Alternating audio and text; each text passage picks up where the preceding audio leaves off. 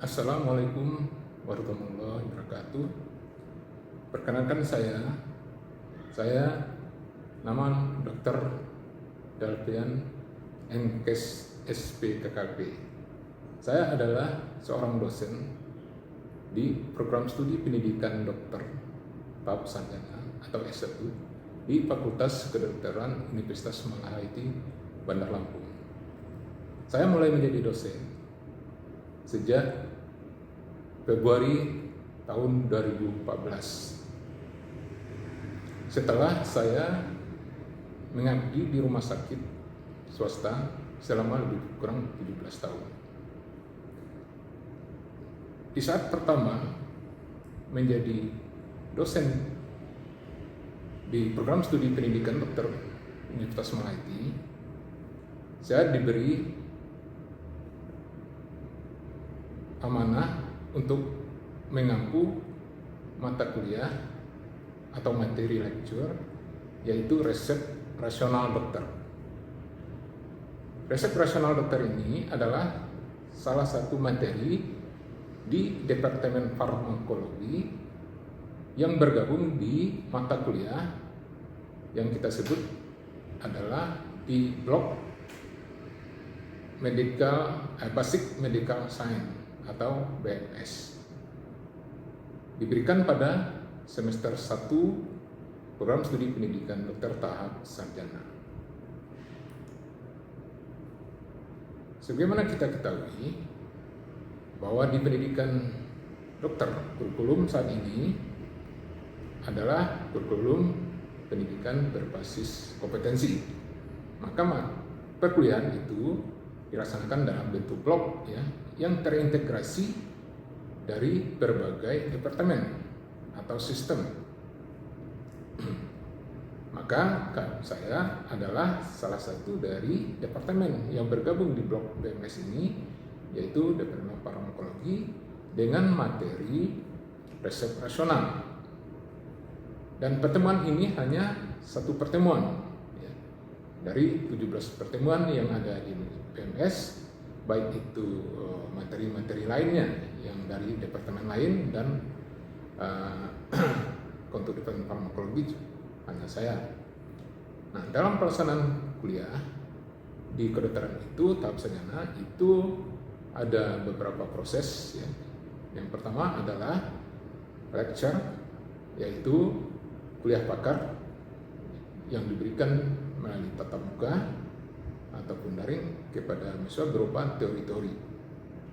Selain lecture, proses pembelajaran di pendidikan dokter, saya juga dilibatkan di proses kedua, proses pembelajaran, yaitu tutorial.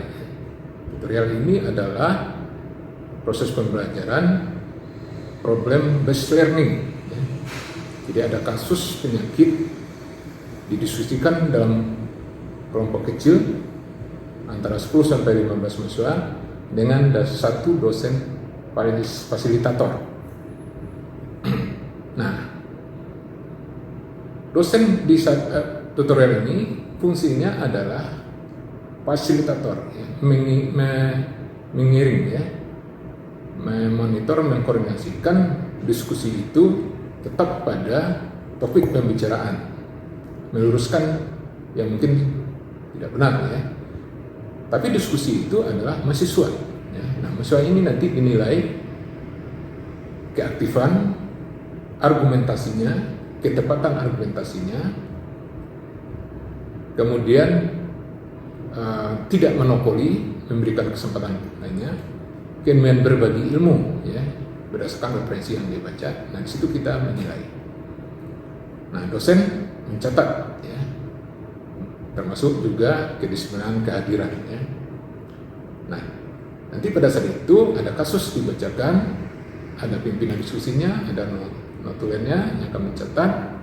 Nah, itu diselesaikan dalam bentuk 12 langkah penyelesaian masalah yang di problem based learning. Dan itu dilakukan 2 pertemuan Pertemuan pertama melaksanakan 6 langkah yaitu langkah pertama adalah mengklasifikasikan dan mendefinisikan masalah. pada kasus tersebut. Yang kedua, menganalisis problem apa yang sesungguhnya yang terjadi pada pasien ini. Kemudian membangun hipotesa apa kemungkinan. Dan keempat, identifikasi dan mengkarakteristikkan pengetahuan yang diperlukan peserta terhadap kasus ini. Dan kelima, mengidentifikasi apa yang sudah diketahui dan apa yang belum. Dan enam, identifikasi apa saja yang perlu dipelajari terkait dengan masalah ini. Nah, 6 ini di tahap pertama sudah dituntaskan ya, dan ini terlaksana lebih kurang satu pertemuan 100 menit.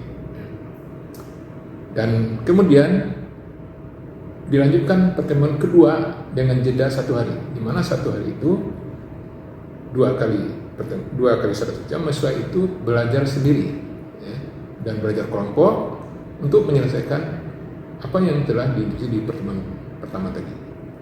Nah, di pertemuan kedua nanti maka dilanjutkan diskusinya, yaitu yang ketujuh adalah mengumpulkan informasi baru, dan kedelapan adalah melakukan sintesis informasi baru dan lama, dan kesembilan pengulangan seluruh atau sebagian langkah yang diperlukan, dan ke-10 adalah identifikasi apa yang belum dipelajari lagi, dan ke-11 kesimpulan dari apa yang sudah dipelajari, dan ke-12 mengetes pengetahuan yang sudah dipahami dan mengaplikasikan problem lain. Nah, ini yang kita sebut tutorial. Sehingga nanti di akhir diskusi maka problem pasien ini sudah diketahui dan sudah diketahui tata laksananya. Itu proses pembelajaran kedua. Nah, proses pembelajaran ketiga selain lecture adalah skill lab. Skill lab ini adalah pertemuan di laboratorium mahasiswa dalam kelompok kecil, di mana dosen saya juga dilibatkan sebagai instruktur ya, yang memimpin praktikum itu dengan peserta 10 atau 15 orang selama 100 menit. Nah, dalam skill lab itu ada topik pembelajaran yang harus dipelajari siswa. Nah, dosen selaku instruktur di tahap pertama adalah melakukan sebagai model ya, model secara sistematis, runtut dan komprehensif tanpa bicara ya. Dan mahasiswa mengamati, dan itu dilaksanakan lebih kurang 5-10 menit. Selanjutnya,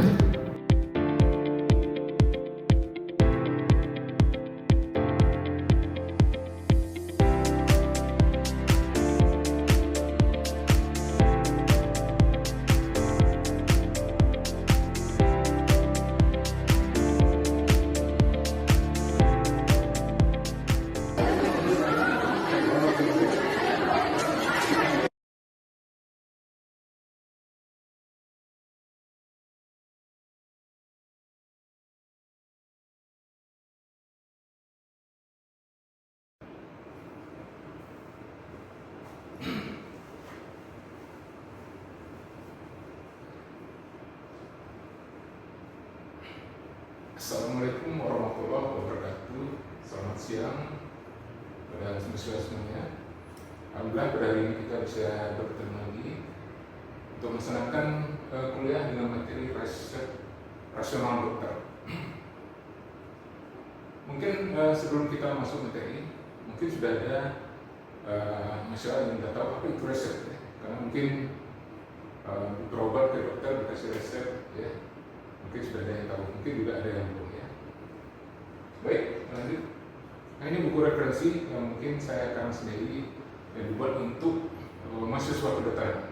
Karena beberapa buku yang sudah saya lihat ternyata tidak tepat dipakai mahasiswa kedokteran karena lebih banyak analisis kimianya mungkin untuk farmasi. Maka saya coba buat sendiri. Nah, ini bisa di-upload di buku. Nah, ini gambaran umum resep ya, supaya kita pahami. Contoh ya, ada nama dokternya, kemudian ada tulisan resep dengan bagian-bagiannya ya. Nanti kita detail lagi ya. Nah, apa tujuan umum kita mempelajari hari ini adalah pertama adalah mahasiswa mengetahui dan memahami macam-macam dosis obat. Yang kedua, mahasiswa mengetahui dan memahami cara menghitung dosis rasional obat pada dewasa dan pada anak. Dan ketiga, mahasiswa memahami risiko jika dosis obat diberikan tidak rasional. Nah, tujuan khususnya adalah mahasiswa mengetahui dan memahami dosis terapi, dosis minimum, dosis maksimum, dosis toksik, dan dosis letal.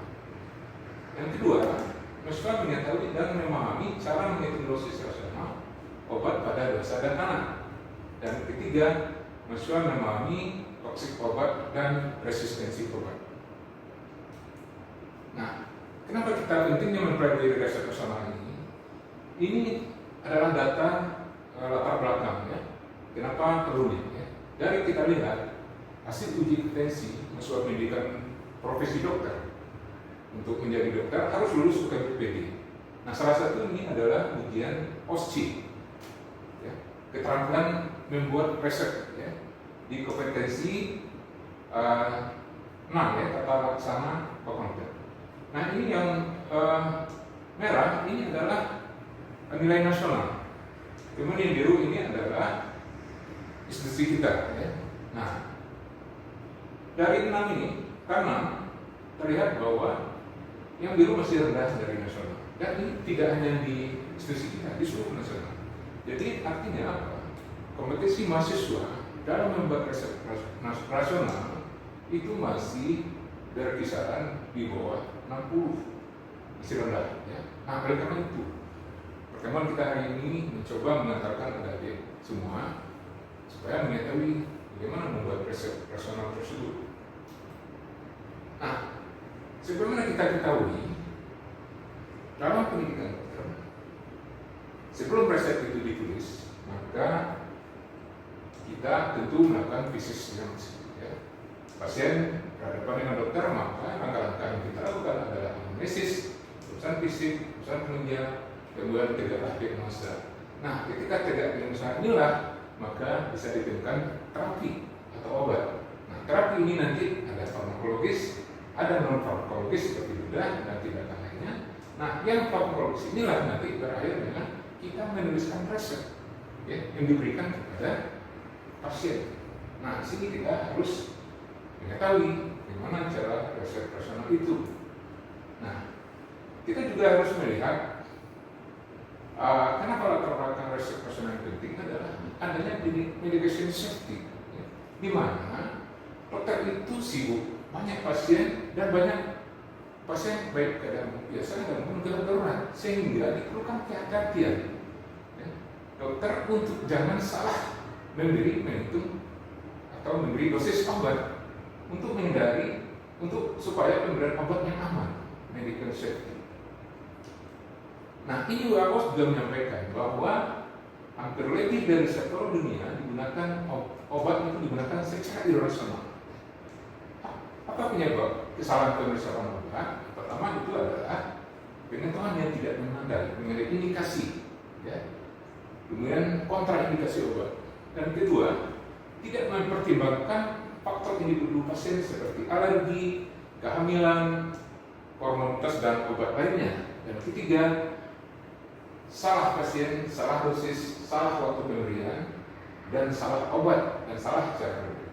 Yang keempat, komunikasi dokter ya, yang tidak jelas, baik tulisan maupun lisan. Ya, tulisannya susah dibaca, tidak disampaikan pula cara pakainya yang jelas, ya, sehingga nanti penggunaan obat atau penyerahan obat jadi keliru. Dan kelima adalah dokumentasi tidak terbaca, ya, di rekam medik, di resep dan lainnya. Atau ada ambigu, satuannya tidak dibuat, jumlahnya, ya, sedianya berapa tidak dibuat. Kemudian kesalahan matematis dalam penghitungan dosis, terutama pada anak, karena anak dihitung berdasarkan berat badan, tidak dengan dewasa langsung diberikan sediaan yang sudah jadi. Nah, ini yang memberatkan. Dan terakhir adalah kesalahan memasukkan data jika menggunakan persiapan secara komputerisasi, ya, bola-bola atau lain sebagainya. Nah, inilah yang harus menjadi latar belakang kita. Kenapa kita harus mempelajari riset itu dengan benar? Ya? Gimana itu riset rasional? Nah, mari kita mulai. Ruang lingkupnya adalah apa itu terapi, nanti kemudian ada dosis, kemudian macam-macam riset, kemudian nanti kita latihan bagaimana menulis riset yang rasional. Ya. Nah, ini terapi. Terapi itu adalah perlakuan intervensi kepada pasien berupa tindakan farmakologi atau non farmakologi bertujuan untuk menghilangkan penyebab, menekan gejala atau mencegah gejala penyakit sehingga pasien tercegah dari penyakit, diringankan keluhannya, tercegah dari kecelakaan, selamat dari kematian atau sembuh. Jadi jenis terapi yang kita ketahui, supaya diketahui itu ada terapi non farmakologi, bukan obat diberikan, bedah, tindakan dan sebagainya. Kemudian terapi farmakologi, nah ini yang kita pelajari yaitu dengan memberi resep. Kemudian adalah kombinasi dari 1-12. Nah ini yang paling banyak. Nah kalau dari segi tujuan, jenisnya farmakoterapi itu ada yang provokatif, ada yang simptomatik, ada yang kausal. Ya. Cuman kalau dari tujuan, maka farmakoterapi itu ada sifat kuratif, ya, kemudian ada supresif, preventif, dan kemudian dari jangkanya ada yang inisial, kemudian ada maintenance dan paliatif. Nah, jenis non farmakoterapi tadi sudah kita sebutkan, ini sekedar kita ketahui saja, ya. Ada itu Buddha, ada radioterapi, kemudian fisioterapi, farmakoterapi, pengaturan pola makan, pengetahuan pola hidup, konseling, dan informasi education. Ya. Nah, perlu kita ketahui juga efek obat pada manusia.